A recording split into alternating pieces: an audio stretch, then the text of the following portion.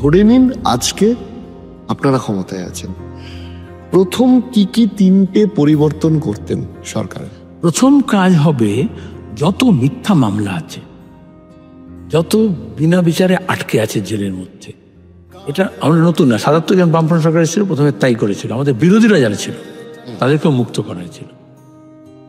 জেলগুলো over crowded, অনেকে জানে না কেন ভর্তি হয়েছে, মিথ্যা মামলায় জর্জরিত।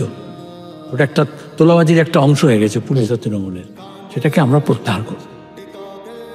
দুই হচ্ছে, যত রিক্রুটমেন্ট পদ খালি আছে, লক্ষ লক্ষ পদ খালি আছে পুরসভায়, পঞ্চায়েতে, সরকারে, কেন্দ্র সরকার, রাজ্য সরকার এবং এমনকি তোমার গিয়ে সেমি গভর্নমেন্ট যে অর্গানাইজেশন আছে, একদিকে বেকারি আছে, অন্যদিকে রিক্রুটমেন্ট নেই। পুলিশে সবচেয়ে বেশি হাইয়েস্ট পদ খালি কেন বলে কেন্দ্র বাহিনী চাই যে ঘটনা ঘটলে, কারণ আমার পুলিশে লক্ষ লক্ষ পদ খালি আছে, সিভিককে দিয়ে কাজ করাচ্ছে, সেটা রিক্রুটমেন্ট হবে।